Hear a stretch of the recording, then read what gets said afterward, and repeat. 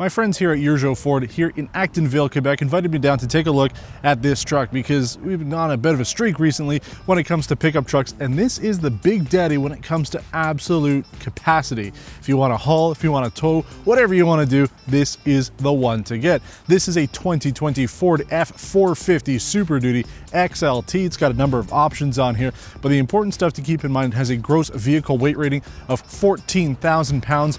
You can haul, put enough stuff in the back, and passengers about 5,000 pounds with this bad boy, and it has a towing capacity of 24,200 pounds. This is what you want if you're doing some serious trucking.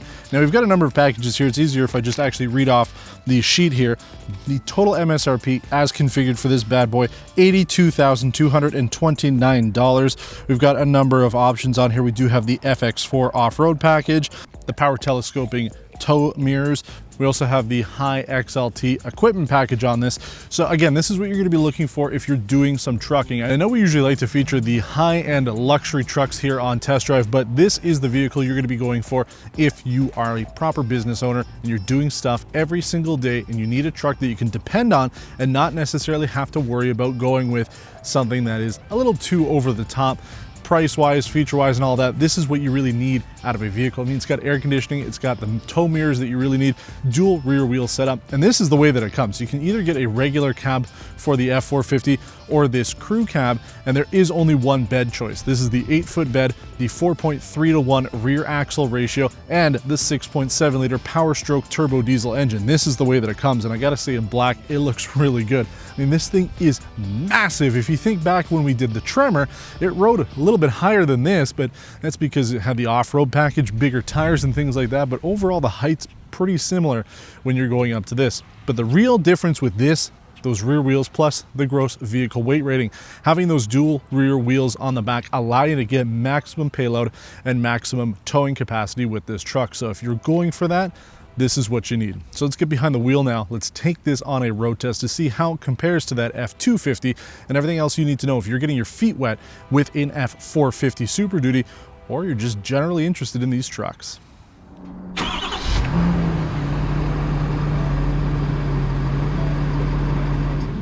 Now, hopefully you're watching this because you have an interest in heavy-duty trucks, or specifically the Super Duty, so you might have watched the episode that we did on the 2020 F-250 Tremor, and I said at the end of that video that the truck was great, I just would skip the Tremor package. The thing is, if you're doing off-roading, that is definitely the way to go.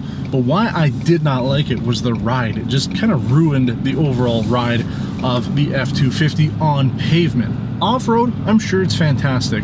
On-road, though, it just, you know, was a little bumpy, and that's what you would expect from an off-road oriented pickup truck. But now we're driving this, oh yeah. Now, I am in love with this generation F-250. There are two generations that I would buy. This one, I don't have $84,000 though, and the OBS. The 1990s right until 1997, if I could find a really nice F-350 dually, that would be my next truck.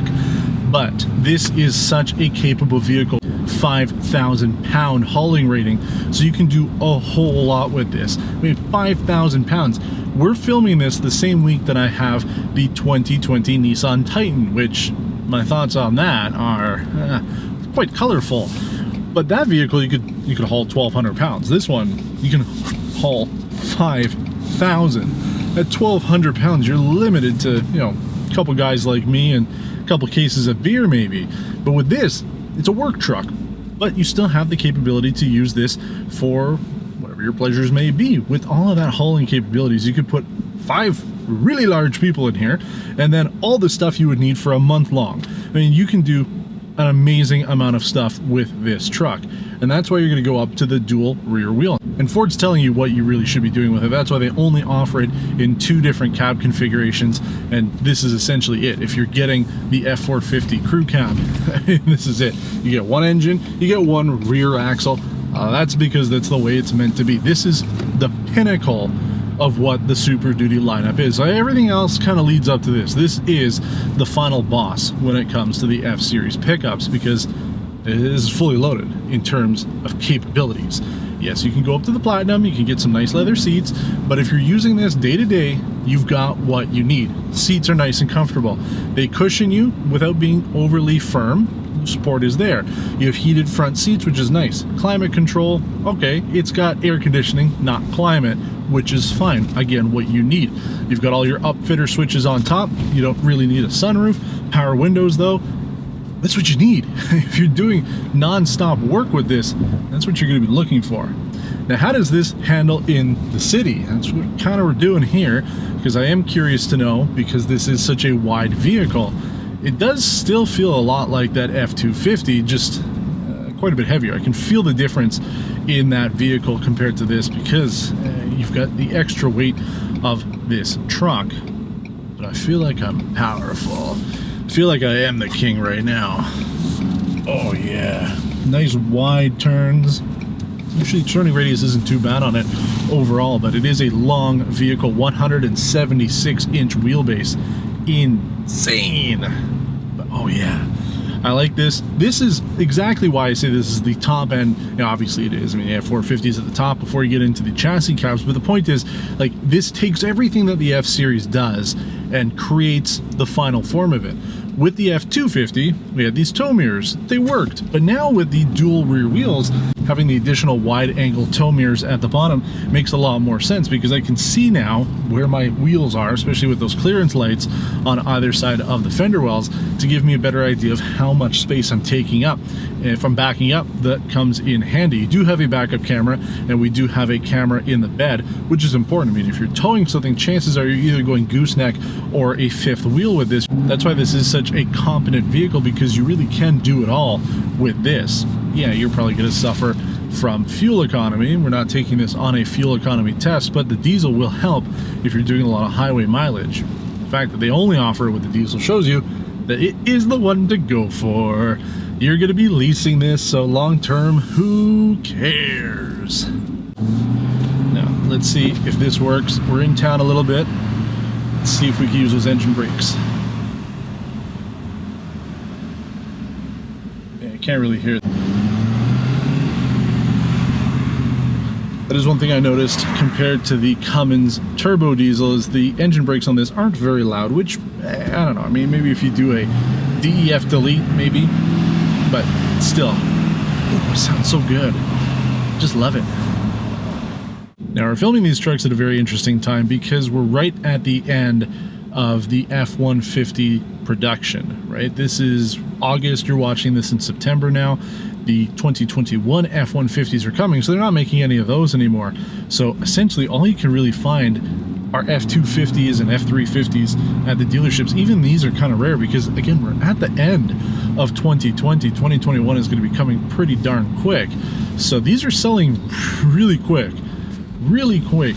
I'm actually surprised at how many people are coming in, because like we did a couple weeks ago when we had the 7.3 liter Godzilla, that truck was actually already sold. This one, we've got a real customer coming later today to look at this, so I'm sorry that I put 4 kilometers on this. This had 9 when we started, but I guarantee you that this thing's going to be sold by the end of the day. By the time you're watching this, it's gone. These things are flying off dealership lots, and there's a reason for it. Yes, the Ram has a nicer interior. We'd have to compare King Ranch to the Laramie Longhorn, but I would say that there is a slightly more luxury feel to the top-end Ram.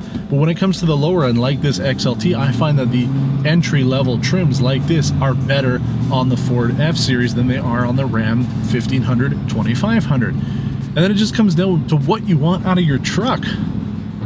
I like the look of this. I like the boxiness. This is kind of going back to that old body style that I love so much from the 90s. And that's, I think, one of the main reasons why I like this truck so much, is because it's taking those design cues that I like a lot and incorporating it into a modern take on what an F Super Duty vehicle should be.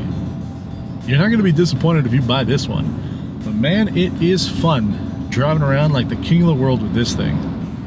Huge, and it feels insanely heavy, and I like it.